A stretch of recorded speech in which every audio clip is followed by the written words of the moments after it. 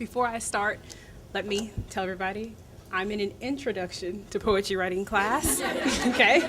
And in that class, I'm known as the humor poet, so that's why my poem is going to be kind of crazy. It's called Nightmare on Kaiser Street. Ghosts, ghosts, bats, and tombs, you ugly creatures, get out of my room. Witches and warlocks fly past the window sill. They're not looking for candy, but children's souls to steal. I squirm and I kick, trying to get away, but I find myself trapped in a cornfield maze. A zombie starts coming closer. I scream as it gets near, but the sound of my fright is drowned out by his evil sneers. I take off running outside in the night, hoping they won't see me, that I'll be far out of sight. Behind the corner I stop to catch my heavy breath. At last I think I've escaped my horror movie-like death. Suddenly I'm struck. In my shoulder I feel searing pain. Faintly in the distance I hear someone calling my name. Wake up, you fool. It's just a bad dream. I smile and exhale, but under the bed, the boogeyman says Happy Halloween.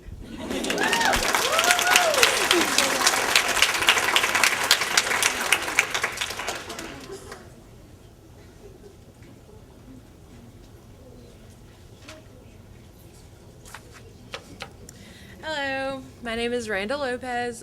This is a poem I wrote. It's called Do Not Play with the Dead Things.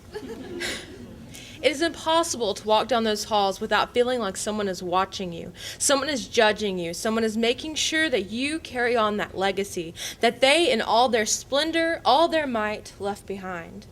I can feel them swirling around me, never moving on because that means they will be forgotten. It means they have to face their future.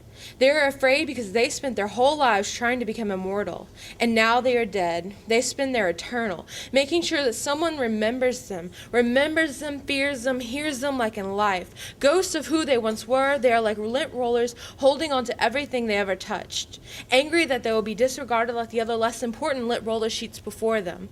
The giant lint roller earth keeps turning, and unlike those before, they can't let go and move on. No, they cling to whatever life there is, feeding off the energy of the living, feasting upon their hopes and dreams, and like a moth in the night that flocks to light, they haunt you because you let them. You acknowledge them in your fears, you play their games in your nightmares. You who do not believe in life after, tease them with living.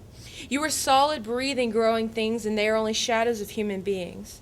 Do not play with dead, my friends. They are the past and we the future. Learn from them, understand their mistakes, but do not become them. So focus on the past that you forget to live.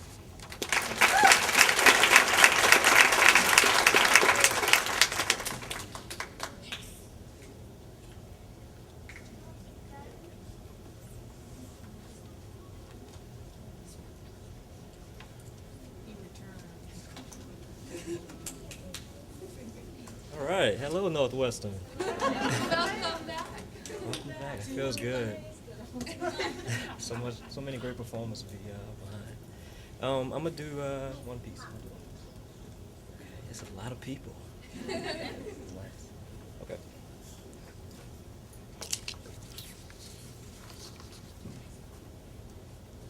7-mile post away from hunting season, along the outskirts of camouflage, where they train up deer to jaywalk, and four-legged pedestrians face off to roadkill or be road-killed, where the sky is trigger-happy, shooting stars at every gay that drives by. I sit outside the inevitable, atop a shoulder not big enough for my conscience to hitchhike, staring at the PTSD I rammed into on the right side of an interstate, of minus signs and bicycle reflectors that miss being spoken to, all the while shaking my head like, no, I love you.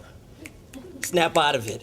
As I touched my car's headbutt of a black eye and watched my busted grill smoke its first and last accident, I heard Luther Vandross cry, a resurrection on my radio that still plays in my head, in my car that was still running after being spun record player every which way, flashbacking my photographic memory of airbags replaced as drag race parachutes that jabbed me punching bag and snuck me jack-in-the-box boxing glove, leaving me stuck in the middle of somewhere where there's no scarecrow street lights to frighten the silhouettes of trees, barricaded behind a highway of 75-mile-per-hour parades. I sighed afraid. took in some fresh aid from a witness who asked if I was okay while she dialed 911 on a flip phone full of road rage. And I waited, with my hands on my hips like a trophy, splitting liability into two words that says insurance companies are skillful at not telling the truth. Yeah, I waited for purple lights in the distance that divorced into red and blue the closer they came. I waited to give my name. 2, a pack of police officers who park in lots and watch lots of crap on laptops until the morning to ask me if I wanted a tow truck to charge me like an ambulance, to load my total car and give my total for saving my debt.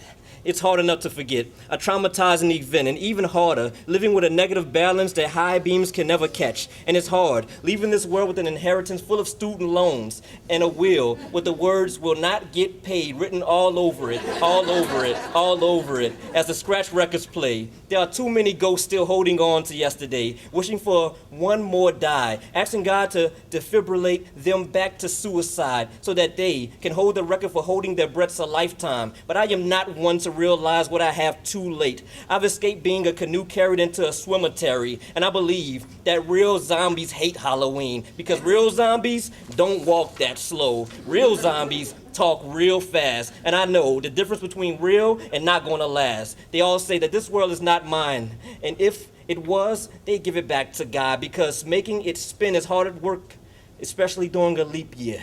It's okay to shed tears, as long as your gutters are big enough to catch the sky when it balls. And it's okay to fall, but just know, autumn doesn't last forever, so enjoy the weather while it's not winter. Don't let the earlier nights keep you down. Instead, wake up as soon as you see a street light big enough to make the moon smile a crescent, big enough to teach a near-death experience a lesson about the Grim Reaper being far-sighted.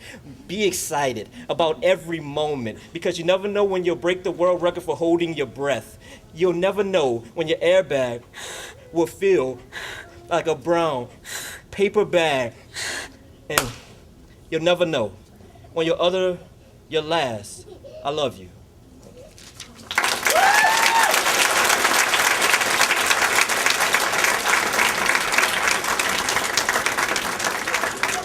So what talent here at MSU, right? The fabulous. We heard original pieces, we heard loved pieces, and it was just wonderful. I want to thank Clements for coming back. He's a graduate from MSU. I want to thank Dr. Julie Kane, our Poet Laureate, and her 6 students that she brought. Thank you so much, Louisiana's Poet Laureate.